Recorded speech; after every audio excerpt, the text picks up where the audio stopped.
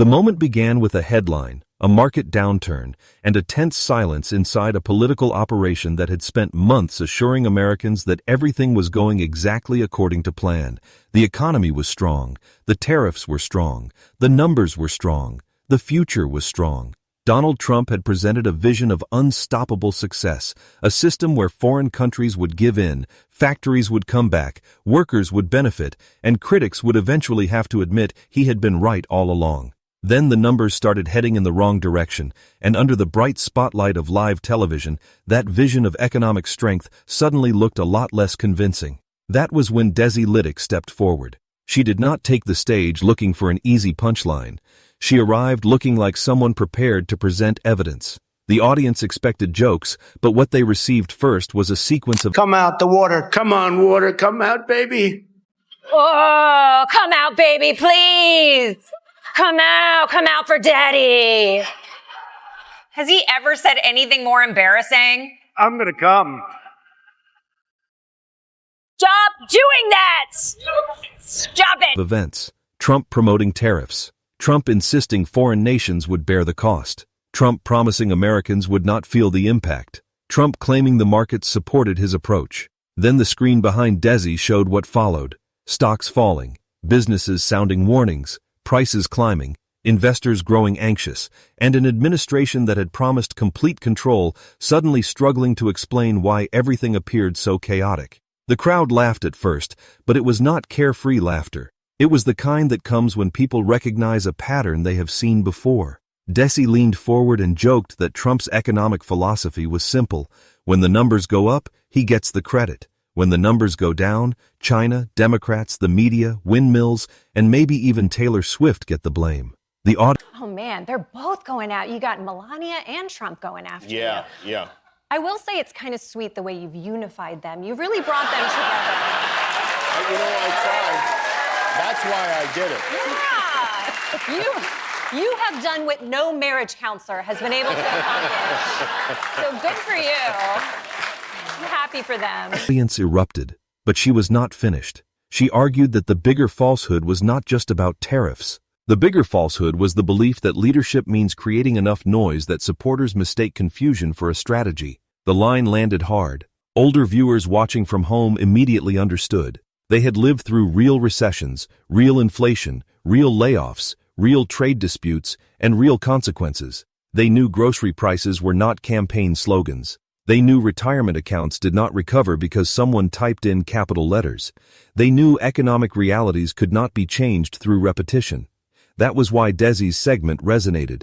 She was not treating policy like entertainment. She was exposing the distance between what had been promised and what people were actually experiencing.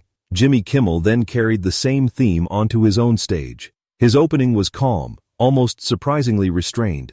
He said Donald Trump had endured a rough week, which was impressive because whenever Trump has a rough week, he usually describes it as the greatest week ever experienced. Don't mean to be dramatic, but this is the worst tariff day ever.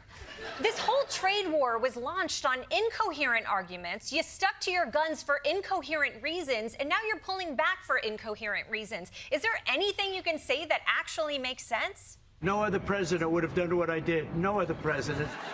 Experienced by humanity. The audience laughed, and Kimmel waited for the room to settle. Then he pointed out that the unusual part was not that Trump's claims were beginning to unravel. The unusual part was how quickly panic seemed to emerge once late-night hosts started highlighting the cracks. Trump can handle criticism when it remains inside politics. He can call a senator weak.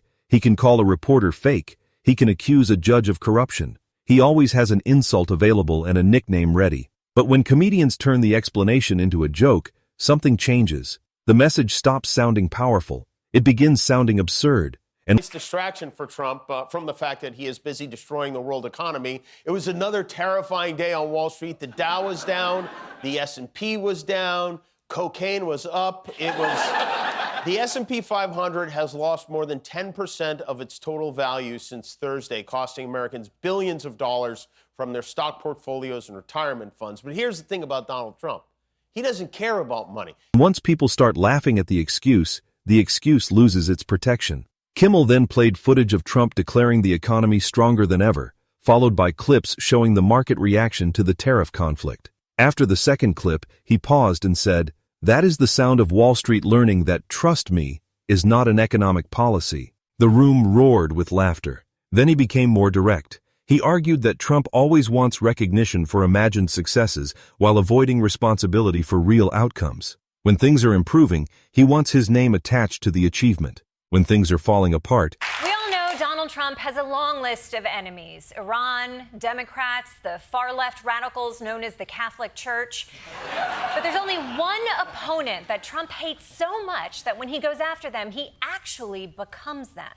You know, the windmills, boom, boom, boom,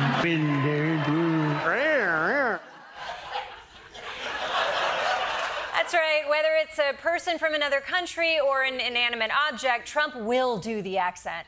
he wants someone else blamed for the damage. That was the first major hit. The second came when Kimmel shifted from economics to media threats. He played Trump's comments about network news broadcasts and late-night programs being negative toward him, MAGA, and Republicans, along with the suggestion that their broadcast licenses should be revoked. The studio grew quiet for a moment because the discussion had entered more serious territory. Kimmel let the silence remain before responding.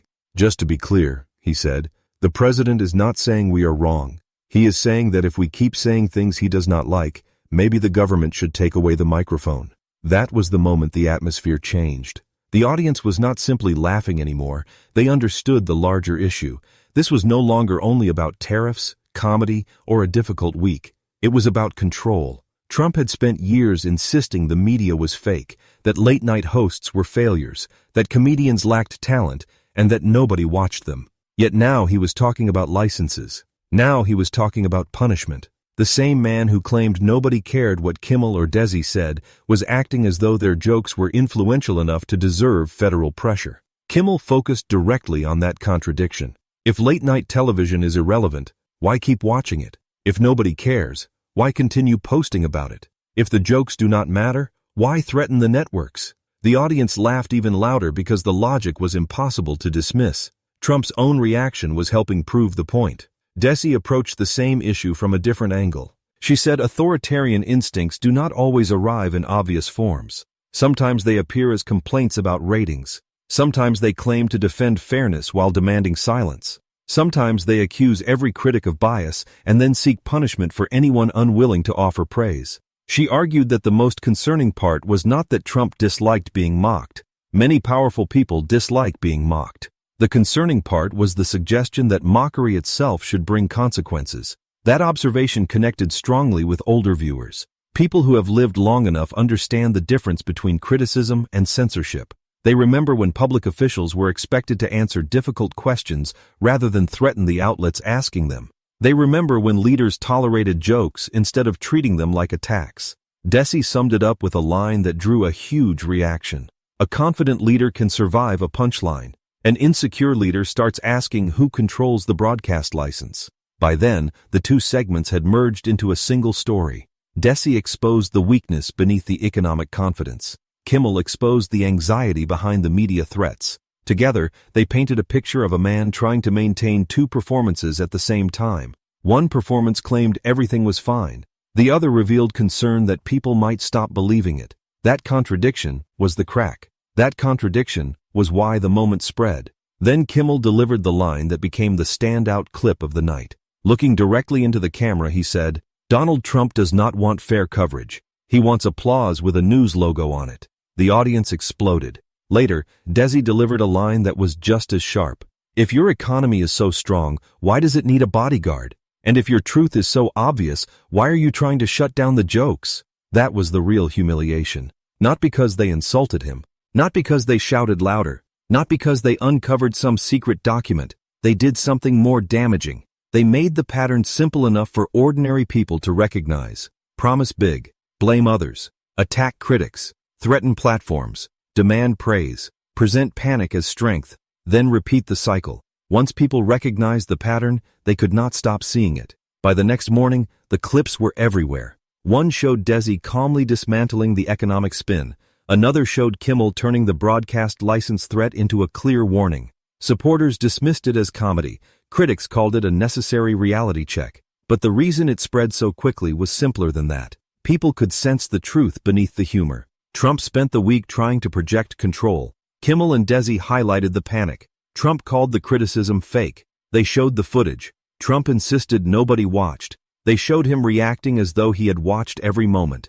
That is why the moment mattered. Sometimes the strongest political takedown does not come from a courtroom, a hearing, or a campaign speech. Sometimes it comes from two comedians standing beneath studio lights, slowing down the tape, repeating the words clearly, and allowing the audience to realize that the explanation no longer works. In the end, Trump did not panic because Kimmel and Desi were loud. He panicked because they were clear. And clarity is the one thing spin can never survive for long.